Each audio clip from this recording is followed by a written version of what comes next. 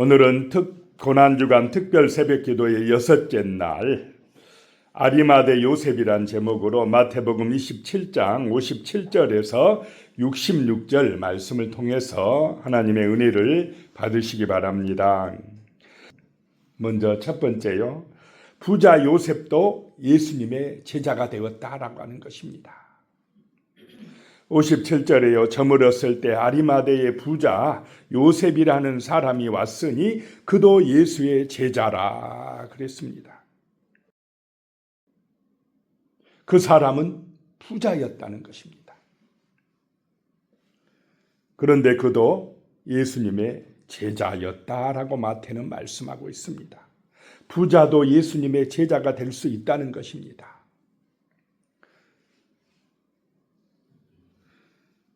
여기서 저물었을 때는 금요일이 끝나고 안식일이 막 시작되려는 오후 6시경입니다.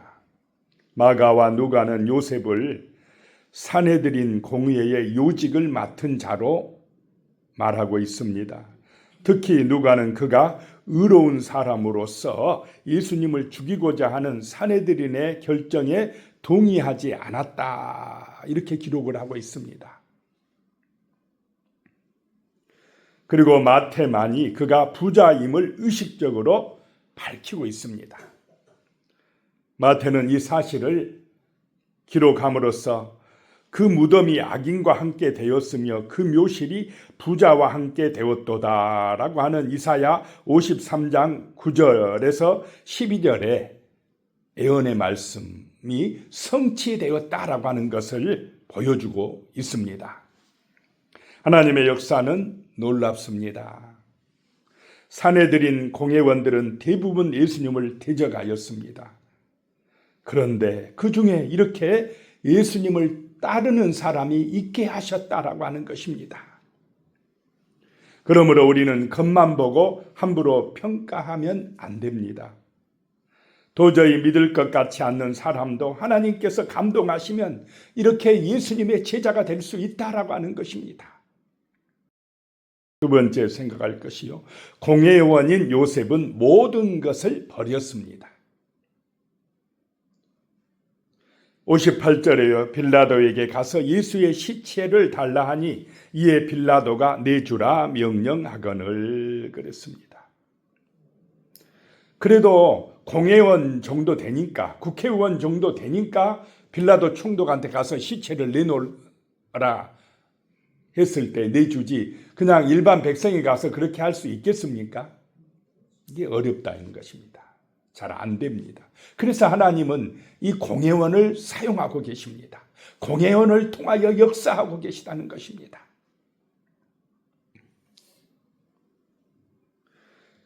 그렇게 하는 것은 당시 권력자들과 공회원들에게 미움을 받게 되는 일이 될 것입니다. 그러므로 예수님의 장례를 치러주는 것은 자신의 모든 기득권을 포기하는 것입니다. 심지어 반역자로 몰려서 죽을 수도 있습니다.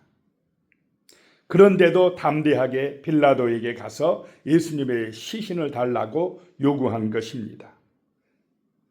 그는 예수님의 제자가 되기 위해 모든 것을 버렸습니다.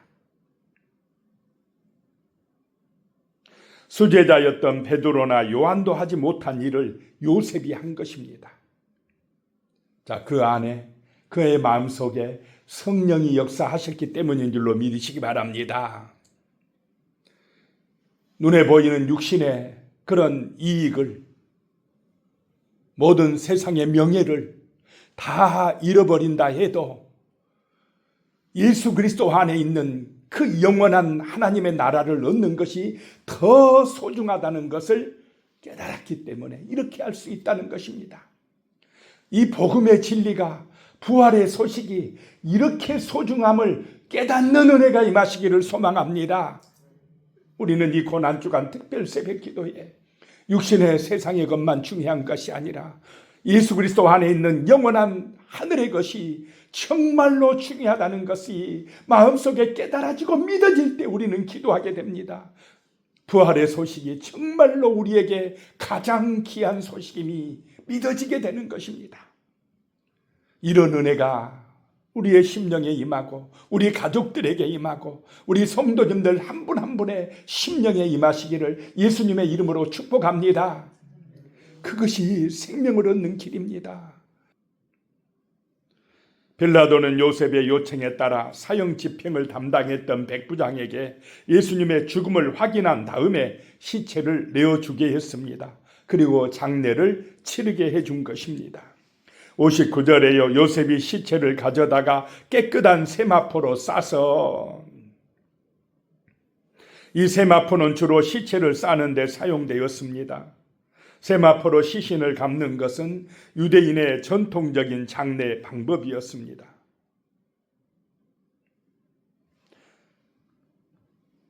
60절입니다. 바위 속에 판 자기 새 무덤에 넣어두고 큰 돌을 굴려 무덤 문에 놓고 가니. 요셉은 바위 속에 판 자기 새 무덤에 예수님의 시신을 넣어두었습니다. 장례를 치러준 것입니다. 그리고는 큰 돌을 굴려 무덤 입구를 막고 떠나갔습니다. 이렇게 하나님께서는 이 공회원 요셉을 통하여 예수님의 무덤을 준비하신 것입니다. 우리는 아리마대 사람 요셉에게서 예수님을 향한 헌신을 배워야 되겠습니다. 자신에게 손해가 되더라도 예수님을 위하여 충성하는 것을 배워야 되겠습니다. 이것이 바로 진실한 믿음인 것입니다. 그 다음에 세 번째요. 여인들은 마지막까지 무덤을 지켰습니다. 끝까지 예수님을 따랐습니다. 61절에요. 거기 막달라 마리아와 다른 마리아가 무덤을 향하여 앉았더라. 7 귀신 들렸다가 나은 마리아와 다른 마리아가 무덤을 향하여 앉아 있었다라고 하는 것입니다. 그 장례 절차를 지켜보고 있었습니다. 여기서 막달라는 출신지가 막달라라는 것입니다. 그녀는 귀신에게 괴롭힘을 당하면서 죽지 못해 사는 인생이었습니다. 그러다가 주님을 만나 고침을 받았습니다. 예수님을 잊을 수 있겠습니까? 예수님의 은혜를 잊을 수가 없습니다. 그때부터 주님을 따르고 주님을 위해서 헌신하고 섬기는 일을 했습니다. 예수님이 십자가에서 죽어갈 때도 지켜보고 무덤의 장례를 치를 때도 끝까지 따라가서 지켜본 여인입니다.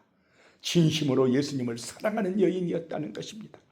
정말 우리에게 이런 믿음, 이런 주님을 향한 사랑이 회복되어지는 은혜가 임하시기를 소망합니다. 그 은혜가 우리를 살립니다. 그 은혜가 우리에게 성령의 충만한 권능과 힘을 주시는 것입니다. 왜냐하면 우리에게도 언젠가 이 무덤이 예비되어 있기 때문에 그렇습니다. 그 무덤 안에 우리 육신이 묻히게 되고 우리의 영혼이 하늘의 낙원에 이를 때가 오기 때문에 그렇습니다. 어느 묘지 입구에 이런 문구가 적혀 있다고 합니다. 오늘은 내 차례, 내일은 당신 차례. 먼저 죽은 사람이 남은 사람에게 주는 메시지입니다. 오늘은 내 차례지만 내일은 당신 차례가 될 줄 알고 준비하며 후회 없이 살라는 것입니다. 그러면 죽음을 준비한 가장 아름다운 삶이 무슨 삶이겠습니까? 부활의 주님을 믿는 삶인 줄로 믿습니다. 주 예수 그리스도를 나의 구주로 믿고 막달라 마리아처럼 끝까지 주님을 따르는 그 신앙생활을 하는 것이 죽음을 가장 잘 준비하는 삶이다라고 하는 것입니다. 네 번째 생각할 것은요, 부활 신앙의 대적자들이 있다는 것입니다. 부활 신앙을 믿지 않는 사람들이 언제나 있다라고 하는 것입니다. 62절에 그 이튿날은 준비일 다음 날이라 대제사장들과 바리새인들이 함께 빌라도에게 모여 이르되, 여기서 준비일 다음 날은 안식일을 가리킵니다. 서로 반목과 질시를 일삼던 대제사장과 바리새인들이 함께 했다라고 하는 것입니다.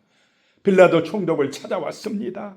63절에요. 주여, 저 속이던 자가 살아있을 때 말하되 내가 사흘 후에 다시 살아나리라 한 것을 우리가 기억하노니. 예수님이 사흘 후에 살아나리라 한 것을 이 대적자들이 기억해야 됩니까? 제자들이 기억해야 됩니까?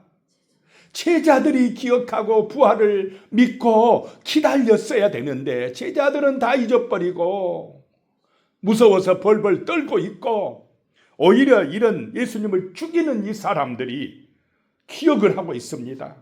사흘 후에 다시 살아난다고 그랬습니다. 우리가 그것을 기억하고 있습니다. 그러면서 예수님을 하는 말이 저 속이는 자다라고 합니다. 이들은 부활의 소식을 진실로 믿습니까? 안 믿습니까? 안 믿습니다. 거짓말이라고 그럽니다. 예수님의 말씀을 거짓말로 보고 있습니다. 믿을 수 없는 말로 보고 있습니다. 지금도 그렇지 않습니까? 부활의 소식을 뭐 그런 일이 있어. 죽으면 그만이지. 뭐 죽었던 사람이 어떻게 살아나? 이러면서 믿지 않는 사람들이 있지 않습니까? 그때나 지금이나 똑같다는 것입니다.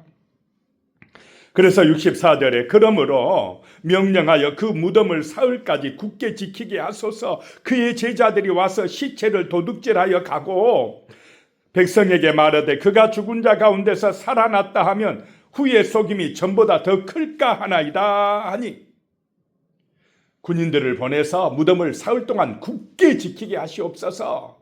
왜냐하면 제자들이 시신 훔쳐다가 예수가 부활했다고 이렇게 떠들어대면 나중에 속임이 훨씬 더 클 것 같습니다. 그런데 제자들은 예수님의 무덤가에 왔습니까? 시신을 모셔다가 다시 잘 향품도 발라주고 그렇게 하려고 했습니까?